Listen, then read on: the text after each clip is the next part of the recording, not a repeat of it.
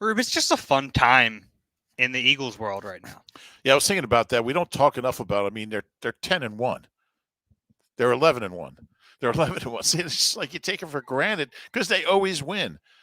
How to get their record wrong? Yeah, 11-1. It's pretty amazing, and I think they win so routinely and so consistently. I mean, Washington was a blip, but they won three straight since then. You just kind of like, okay, another win. Yeah, and they're just a fun team too because they have so many different, especially offensively, and we've seen the last couple of weeks. There's so many different ways they can beat you, and it's not too early. I think for so long we've been trying to temper expectations and say, well, let's see what it looks like when we get to this point in the season or this point in the season. But we're at the point right now where this is legit.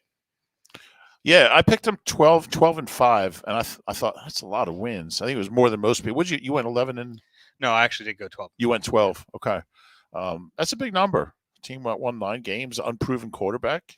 That's kind of a unproven coach still, I guess. They're going to blow that number out of the water. They certainly are. This is the Eagle Eye Podcast presented by Nissan. We're live here at Rivers Casino, Philadelphia, over by the sports book, our little home away from home here at Rivers Casino. We have a lot to get to today.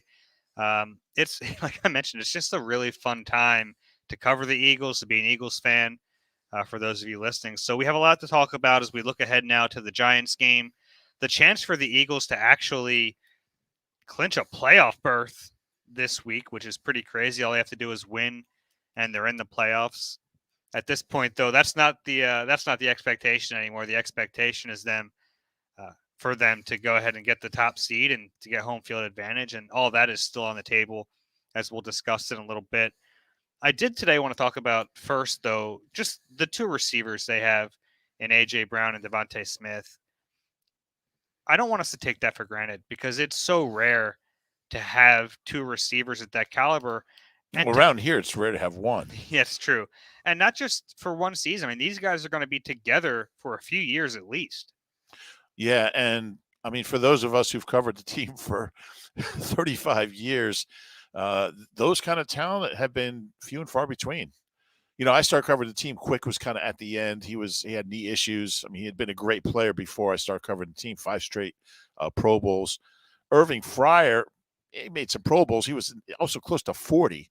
So it wasn't like they got this young, stud. And then, and then T.O. I mean, Fred Barnett was okay, but T.O. was, it was kind of volatile. He wasn't going to be here forever. And, and then Deshaun and Macklin were both really, really good. A lot of injuries in there. But these two guys, I mean, Devontae's still 24. AJ's just turned 25, I think, like a month ago. And like you said, they're both under contract, and they're both really character guys, and they're both guys that you don't expect any issues. You don't. I mean, nobody's going to cut Devontae Smith after a 1,000-yard season. So, not that Chip was right to do that, but I'm just saying. I mean, they're just guys that you want to build around, guys you love in your locker room, guys you want around your young players, and just playmakers. Um, and they both have such a great relationship with Jalen. And Devontae's numbers kind of settled down a little bit for a while, but you always felt like, look, this guy's too good. And we've seen some bigger games over the last few weeks because he's capable of doing that anytime. You double one, the other one's going to hurt you. Yeah. And I asked Nick Sirianni about Devontae's development on Monday, and he gave a legitimate answer about the area where we've really seen that growth, and it's Devontae in the slot. And he brought up Keenan Allen out there in San Diego and then LA. Never mentions him. Yeah, but it's a good comparison because it's a player who can really kind of toggle back and forth inside and outside. And we've seen Devontae do that quite a bit this year. His usage in the slot last year was around 10.7%. He's up over 20 this year, and it's really helped him. And, Nick raved about that play on the third down, 3rd and 8 on that opening drive. Devontae ran a corner out of the slot. So they're finding matchups that they really like with him. And it makes them so much more dangerous because they obviously want to be versatile, but you have the pieces that you can move around. It's really fun. And I know for a while there was I had people asking me, are you concerned about Devontae's development now that he's the number 2 behind A.J. Brown? And look, the numbers might not be eye-popping, but Devontae Smith is a number 1 receiver in this league, and the Eagles are just lucky to have him as their number 2. Yeah, I would agree with that. And I think when all is said and done, I mean, I expect him to be around 1,100 yards. Yeah, he's on pace for just over 1,000. Yeah. So Yeah, so a couple more big games, which I expect. I think the thing that's impressed me the most about Devontae is his toughness for a guy that's slender and slight of build. He was last year, but I think this year he's like he would take a hit and you didn't worry about him. But this year he seems to be using it more to make plays, working against corners. I think he's learned a lot from AJ on how to use because he's not a weak guy. I mean, he's got some power, and he's learning to use it and going up for jump balls and just kind of positioning himself against corners and defenders. It's really good to see that. I mean, you don't see a lot of guys who are built that way, who learn how to use their strength as a positive, and he's done that, and it's really helped him. it has, and it's tough sometimes to see the development in a player like Devontae just because he's so polished coming into the NFL. He did things that weren't rookie like in terms of route running and body control. Like the opposite of Quez. Kinda. Like Quez came in really raw, and he's a project. And I think that's why you see, but there are a lot of first round receivers who aren't super polished. I mean, we just saw one last week in Traylon Burks, right? A guy or even a few weeks ago, in Christian Watson, guys who are super gifted athletically but need that polish. Whereas Devontae came in already. I mean, he was an NFL receiver from day one, so I think sometimes it's a little tougher in guys like that to really see the growth. It doesn't smack you in the face like it does with some of those other players, but he is better. He is a much better player this time right now than he was last year. And I think that is important to remember because the numbers might not show that spike because you got a really important player in A.J. Brown who's going to get a ton of targets. But I just don't want us to forget how good Devontae is. And I also think in the conversation about wideouts, you have to give Howie credit. I mean, this team's leading wideouts 2 years ago were Travis Fulgham and Greg Ward. And you had J. Jaw, and then you had Rager and Matt Collins. I mean, Matt Collins was a 4, but still, and he's playing well, and good for him with the Raiders. But he's, there's question about whether he could build a wide receiving core that could really compete for something. Like the Super Bowl year, there were some older veterans like Torrey Smith and Alshon. Obviously, the tight end was huge that year, but they finally got it right, and I just give Howie a lot of credit. I mean, the trade for AJ was a masterstroke. Yeah, and John Robinson knows about that. Yeah, John Robinson, if you guys haven't heard, got fired in Tennessee. Very rare for a GM of a winning team, a team that's probably going to win that division, to get fired 3/4 of the way through the season. I don't know if it's rare or unprecedented. Yeah. When's the last time a GM of a first place playoff bound team got fired in the middle of the season? I don't know. Something tells me you'll look that up later. General manager reference. Yeah, I don't know. And I'm sure AJ Brown, the success he had has something to do with it, but there's got to be more play there. You would think more play, but the optics of it, not good. I mean, it certainly makes it look like there was a cause and effect there. I don't know how much, what percentage of it was, but I mean, if I'm an owner, I'd be pretty annoyed too to watch that guy you just let get away, go for 119 and 2 touchdowns against you. And apparently, Eagles fans were giving the owner a hard time. Yeah, they were just yelling into the owner's box. Gotta love that. I mean, 3 hours of hearing Eagles fans remind you of what a mistake you made.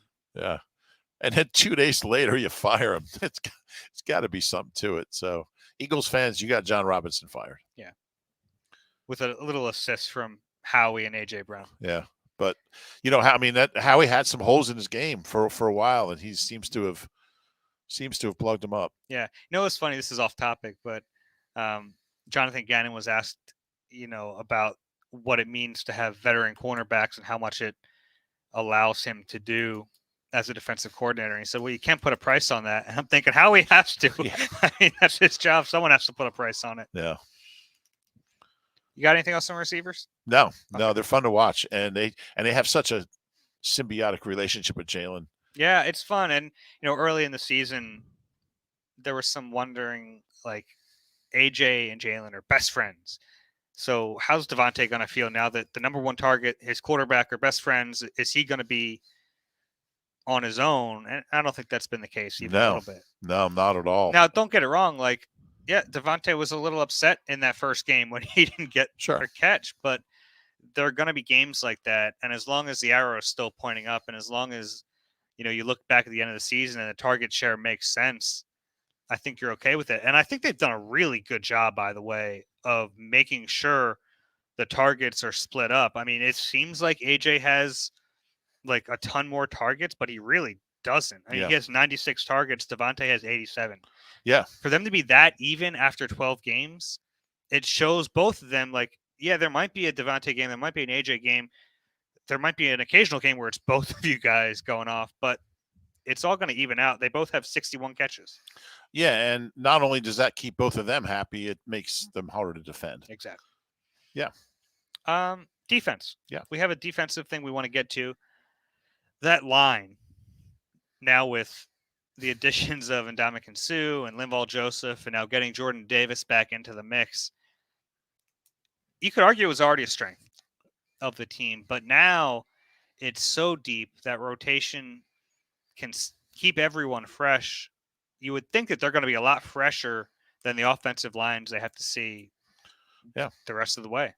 You don't see a 9-man rotation. You just don't see that. And it's a tricky thing it's kind of like the receiver, a tricky thing for Tracy Rocker and Jonathan Gannon to keep all the guys happy and getting enough work. But they have so much flexibility now with all the different guys. I mean, Suh I think he played more outside than inside on Sunday. And he's a super versatile player. Yeah, and they have versatile guys. They have guys that can do a lot of things. And, you can kind of line guys up in different ways in different games based on the matchups and where you think the best matchups are. And, I've been pretty open about, I think the last few years, I think the D-line is underachieved. They've always spent the most money on their D-line. They've been okay. Well, at times they've been very good, but I just think that they hadn't really played up to the standard that they should. And I think we started to see that. Maybe not in the Packers game. We gave them a lot of points, but in the Colts game, certainly, Sunday, certainly, at times, even in the Washington game against the run, you can do a lot of things when you have this much talent. And, there's new guys. I mean, so it's going to take some time for everyone to kind of understand their role and figure it out. I just saw Suh tweeted out, I think I made the right decision. You see that this morning? Yeah. Tweeted, I think I made the right, or last night. So, when you can pressure from the outside with BG and Sweat, from the inside with Hargrave and Milton and Suh and all these guys, and just kind of mix and match and move guys around, be unpredictable, like you said, bring in fresh guys all the time. By the end of games, we're seeing this D-line really dominating people, and they should. They have enough talent, and Josh Sweat on snap 20 should be able to beat a bad left tackle on snap 50. Yeah, exactly. Yeah, so it's good to see him. He had a bad penalty, but 2 sacks, I believe. Mm-hmm. They got 5 guys with 5 sacks for the first time since 1989. Wow. And that's just great balance. There's anybody out there can make a play. You just never know. And they're going to need that. I mean, look, they're going to need it against Saquon. They're going to need it against Justin Fields. They're going to need it every week. And Alvin Kamara, whoever it is, they need this D-line to be elite, and they're starting to show signs that they are. Yeah, I think they are. I really do. Yeah, it's been nice that Hassan Reddick has been everything as advertised. Yeah, yeah. I was thinking of Hassan Ridgeway. I was like, he got hurt yesterday. I hope he's okay. I think he's going to be out for a couple months. Mm-hmm. But you're talking about Hassan. I'm talking about Reddick, the guy who plays for the Eagles. Yeah. He's been really good. I had some doubts. Third team in 3 years. You just don't know. And I guess I'm just maybe I was just kind of like burned by so many edge rushers who haven't panned out. But he's been great. What's he got? 9? I He don't got think 9 now. I think he's got is he 9. up to 9? Um, they haven't had an outside rusher with double-digit sacks since Connor Barwin in Yeah, he's up to 9. 2014. So he'll get there. I mean, it's like He'd be already be at 10 if Sweat didn't beat him there. yeah, that's true. There's plays where there's like 3 guys that could get the sack. Mm-hmm. They have the ability to do that, and we talk a lot about complementary football, and I think we saw that Sunday where as the lead grew, special teams was given the offense good field position, the offense was scoring, and it made the Titans one-dimensional, and they had to throw, and that played right into the defensive line's hands. And it was just like he drew it up. Yeah, everything on this defense is predicated in getting to know and pass, and once they do, these guys are just they're dangerous when they get that opportunity. Yeah, it's all about getting them there. Yeah, I mean Hargrave's got 8. He's got Reddick's got 9. They're going to have 2 guys with 10 for the first time in a long time. Sweat has a shot. He's at 6.5. Could happen. Yeah, he always comes on late. Yeah, right now. Well, he's doing it right now. I mean, he has in the last 4 games, he's up to 4 sacks. 4 sacks. Yeah, he's been very good. Yeah, really. There's no weak link. I mean, you put Milton Williams out there, and he plays well for 18 snaps. He plays well. And we'll see if they get anything out of Robert Quinn, which it hasn't gone well so far. But there's a lot of time left, too. I mean, if they can get him healthy and he gives them anything down the stretch, it's like a bonus. I think Patrick Johnson's given them decent snaps for his, 5 to 10 a game. He got more Sunday. Well, yeah. Yeah. A lot at the end. Yeah. Kyron Johnson played at the end, too. He did. But, yeah, you feel really good about where they are. And I wouldn't want to be an offensive coordinator, preparing for this defense. A lot of fastballs. Yeah. Who coined that term first? Man, I think Andy Reid was the first guy I heard say it. I know he's not a defensive coach. Was it a Jim? No, it was an Andy Reid thing. Really? Yeah, I believe it was. Interesting. All right. Have a totally tubular 80s New Year's Eve at Rivers with Morris Day and the time December 30th. Awesome 80s New Year's Eve party, bodacious bonus drawings, and more. Rewind to 80s at Rivers Casino, Philadelphia. Gambling problem? Call 1-800-GAMBLER. We get tickets to that? I'd love to see Morris Day. Yeah. Yeah, that'd be cool. Cool. Probably hook it up. All right. Can we find somebody who's the ticket guy here? Hey, it's the Nissan Thrill of the Drive event. So gift yourself what you really want this holiday season and shop your local Nissan store or visit nissanusa.com today. Just like the holidays, these offers won't last. Opioid addiction is a national public health crisis. The Someone You Know podcast from the Independence Blue Cross Foundation offers inspiring stories that challenge stigma, offer hope, and humanize the disease of addiction. Download the new Season 3 of Someone You Know on all major podcast platforms. Rube, you had an interesting piece on the site, NBCSportsPhilly.com, on Tuesday. Just looking at some possible cost-controlled replacement players on defense. We've talked a lot on the pod about a lot of free agents pending here, and probably won't be able to sign all of them. You wrote about 3 guys in particular who are intriguing options, at least. Yeah, and you start with Reed Blankenship, who's now had 2 pretty good games back to back, and you start thinking, look, can they, maybe they can sign Epps. I don't know if they can sign Chauncey Gardner-Johnson. They're going to need a safety. So far, look, it's only 2 games, but I like what I've seen. And, he's a guy that's, like you said, cost controlled for the next 3 years. And when you sign a quarterback to a deal worth 45 to 50 million, you just don't have the luxury of signing all the players you want. Howie's been able to do that the last couple of years, but no longer. So I think guys like that, we saw Christian Ellis, a linebacker, make big plays both on, I think he had 10 snaps and had 3 tackles. Yeah. And made a big hit on punt coverage. Another undrafted guy, they found him on the scrap heap. He was cut from the 49ers practice squad. Son of Luther Ellis, the old Pro Bowl D tackle from the Lions. I believe he played with Barrett back in the day. He did. And then, a guy like Nakobe, who's not a bargain basement guy, but still a 3rd-round pick on a rookie deal, is pretty cheap. And, I was looking at their combined cap figure next year, assuming well, they can't re-sign any. Well, they could re-sign Christian Ellis, but anyway, the combined cap figure of those three guys will be about Jalen's weekly cap figure. So you have to be able to find guys like that to make it work under the cap. You can't re-sign all these guys they're just going to want too much money. So people are like, well, don't they want to stay here? Well, no, they want to get paid. You get maybe one real opportunity to hit to break the bank in free agency. There's no hometown discounts in the real world. So if you start paying your quarterback all this money, you're going to have to find cheap guys on cost-controlled contracts who can play. So these three guys, I thought, had some promising moments. I've been really impressed with Nakobe, which guy we just haven't seen, and did not have a great training camp.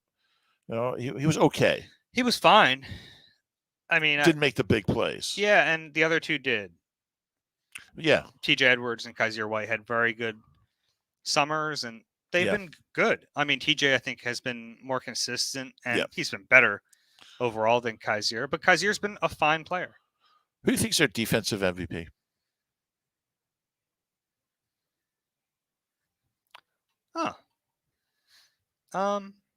There's a lot of candidates.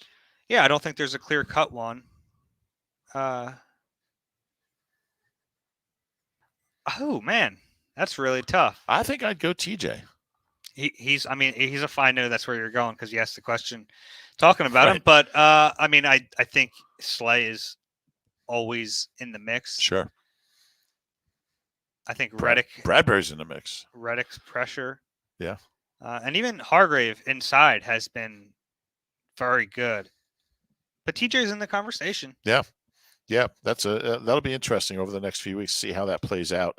But look, it's too early to anoint these guys anything other than intriguing prospects, but they all are for me.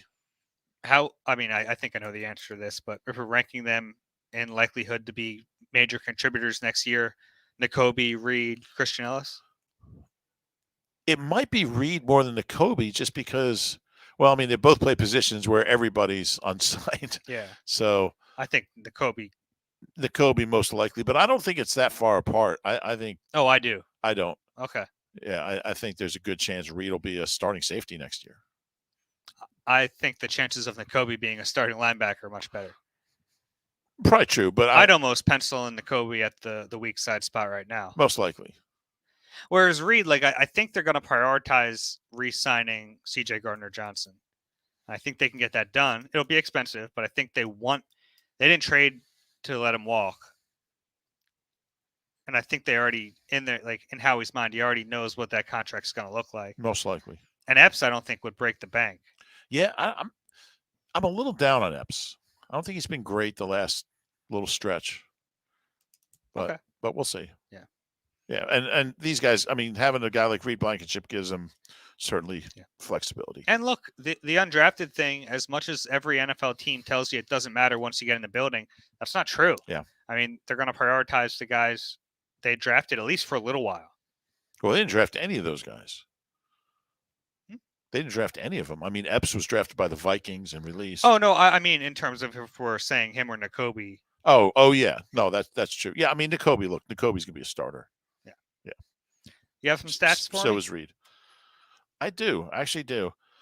You actually have some stats here. I know. I'm shocked.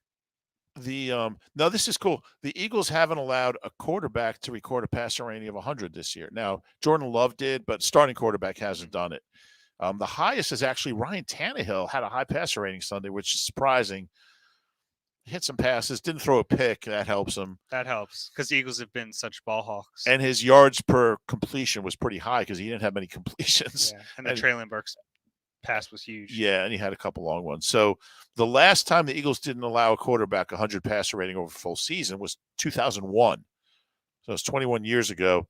The highest rating against them that year was 93-2 by Dante Culpepper in a 48-17 Eagles win over the Vikings at the Vet. But the interesting thing about that was in 2001, the average passer rating in the league was 78.5, and now it's 90.2. Wow. So passing offenses have really. Who do you think has the best shot to do it against them? Is it just clear cut Dak? It's Dak. I mean, but Daniel Jones doesn't throw the ball a ton, so you could see like his efficiency It numbers was like being good 25 enough. out of 31 Sunday. Yeah. Yeah. That game scares me. Okay, we'll talk about that in a minute. Here, I'll give you one more. The Eagles have 5. I think we just talked about this. Eagles have 5 guys with 5 sacks. Reddick's got 9. Hargrave has 8. Sweat's got 6.5. 6.5. BG has 5.5. BG's having a nice year on like 15 snaps a game. Yeah. And Fletch has 5. Fletch is playing really well lately. And the last time they had 5 guys with 5 sacks in any full season, they still got a bunch of games to play, was 95. William Fuller had 13. Andy Harmon had 11, inside guy. Kevin Johnson, another inside guy, had 6. Mike Mamula had 5.5. And Danny Stubbs, who was a veteran they got during camp from the Niners, he had 5.5. Yeah. Congratulations to BG, by the way. The Eagles Walter Payton Man of the Year nominee. That's a big deal. It's a big deal. It matters to players. A lot of those awards they don't care about, but that one's a big deal. Yeah, it is. And BG deserves it. And Zach Ertz was the Cards nominee, and Deion Dawkins from Temple also was nominated. And with the Bills, with the Bills from Rahway. He's from North Jersey, right? So it's just it's something that goes into character and charity work and just being a good person and doing good work. And it's a really nice program that the league has. And it's cool at the NFL Honors every year. They finish it off with that award. Yeah. I think Andrew Whitworth won it last year. I think you're right. Is that right? Yeah. Last year's nominee from the Eagles was Rodney. Sounds about Rodney right. McLeod, I think Kelsey the year before, or maybe flipped those. I don't remember. Somebody won it not that long Chris ago. Long. Was it Chris Long? Chris Long in 18 won it. Okay, there you go. Certainly deserving. You got all the data there. Yeah, definitely deserving. He was tireless. Mm-hmm. Still is. Mm-hmm. Let's look at this NFC playoff picture before we get to the end of the podcast. We'll give some early thoughts on the Giants, but Rube, things are shaping up quite nicely. I can run through the playoff standings right now real quickly. The Eagles with the number 1 seed, 11-1. Number 2, the Vikings, still 10-2 record. 3, the 49ers at 8-4. 4, the Buccaneers at 6-6. 5, the Cowboys at 9-3. 6, the Giants at 7-4-1. And the Seahawks are now at 7, the final playoff spot at 7-5, just ahead of the Commanders. Yeah, and the only real competition the Eagles have for the number 1 seed is the Vikings and the Cowboys. The Eagles just have to stay ahead of the Cowboys in terms of wins because they don't win any tiebreakers with the Cowboys. So they basically can't lose more games than the Cowboys lose if they lose to the Cowboys. And but if they beat the Cowboys, they're in. They're basically, it's going to be really hard for them not to be the number 1 seed. Well, I mean, the Vikings, in theory, they're 2 back. Yeah, I know they are. In theory, could win out. Yeah. And, if the Eagles lay an egg against one of the Giants games, or if Justin Fields just has a tremendous game in Chicago, that's possible. But I mean, the road is because you're right, because they have that tiebreak against the Vikings. They're 1 game up on them in the standings, but it's 1 game, really 2 games. Yeah. And if they beat the Cowboys, then they're 2 games up and 2 games up in the sweep. They haven't swept them since 2011. That would be a huge. That's going to be a huge game.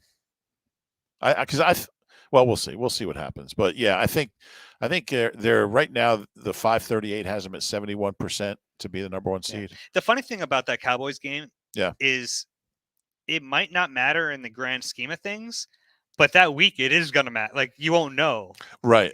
Right. So there's both teams are going to have to play to win that game, right? Which is fun because there have been too many games against the Cowboys in recent history that haven't meant a thing. That's true. Last year, what was it, 51-20 or something? Yes. Yeah. So I think the Eagles are in a great spot. They just can't afford to lose a game that they shouldn't lose.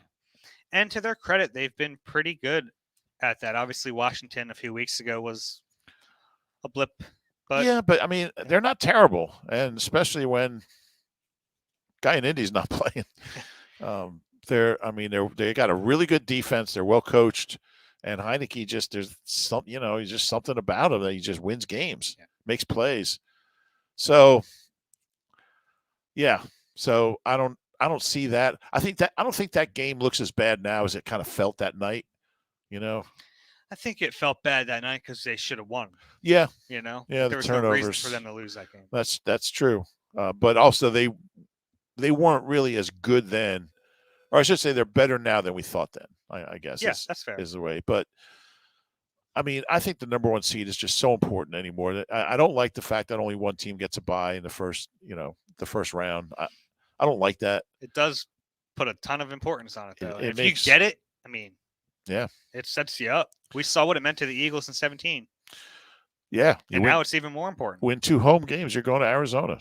And I just don't see a team coming in here and winning an NFC championship game at the Lake. And now, to me, the only real threat, and that's not like we know any given Sunday and all that crap, but the only team that really scares you is the Cowboys. With the 49ers now, with Jimmy Garoppolo out, I still think they're a very good team, but, without a quarterback.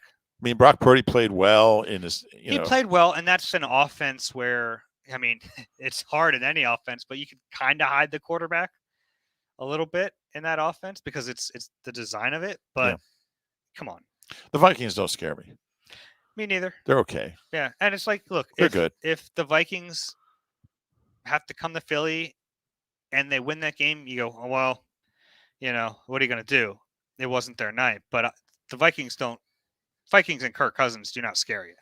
Yeah, and they're better than week 2 when the Eagles beat them by 2 touchdowns, but so are the Eagles. Yeah. Are they, though? The Vikings have won so many weird ways this year. Like, I don't know if they're as good as that record says they are. I know your record says you are, but sometimes you're not. Bill Parcells. Sometimes you're just not. Yeah. This team has such an opportunity here. 538 has the Eagles with 74% chance to get that first round bye. Yeah. 3 quarters. Did you see that ESPN model somehow had the Eagles 4th in percent chance to win the Super Bowl behind the Cowboys? Yeah. I don't understand how that could, if that's what your model says, throw your model in the garbage can. Most likely. Right? How? Yeah, I don't get how they came up with that. Just by sheer virtue of the Eagles having a better chance to get the number 1 seed, right, should give them a better chance to advance to the Super Bowl. Unless their analytics say the Eagles aren't as good as their record and they think they're going to lose to the Giants and lose to the Cowboys. I guess. But I don't know how you come up with that. I don't know what your system is. Yeah. Yeah, sometimes if the system spits out a result like that, the problem is the system. Yeah. It's fun, though. And it's right there for them. Think that makes some fans nervous? Definitely. Yeah. Yeah. It's it's a lot easier to be like what they were last year. Mm-hmm. Just this underdog team that nobody was. In some ways, it was easier in 2017 too, because even though they were the number 1 seed, they weren't expected to go on a run. Yeah. Yeah, I'll tell you what, if this team gets to a Super Bowl twice in 6 years with completely different coaches, different staffs, different quarterbacks, multiple different quarterbacks. There's only 7 guys left. That would, again, I don't want to harp on Howie going to the Hall of Fame, but if the Eagles win the Super Bowl, Howie's a Hall of Fame GM. How about that? Right? Has anyone ever won 2 with different? I don't know how many teams have won 2 with this close together. I'm getting ahead of myself, but I like that you said you're not going to get ahead of yourself. You're like, Howie's going to the Hall of Fame. It's just such a great opportunity here for this team, and hopefully they take advantage of it. Giants scary, though, huh? They do. They're a weird, different team. Their offense stinks, but you can't stop them. It's just, Daniel Jones they're coached very well. Coached really well, and I think Brian Daboll does such a good job of understanding what Daniel Jones does well and not letting him do anything else. And that means he might run 15 times, and it's not normal running like Jalen taking off scrambling. He looks like, I might have said this after I don't know, but he runs like a half mile or more than he's not super fast, but he's tall and he gobbles up ground and you can't tackle him. He's strong. Yeah, that one, what was it, like a 80-yard run against the Eagles? He Got tripped up by the 20-yard line. Fell down at the 20.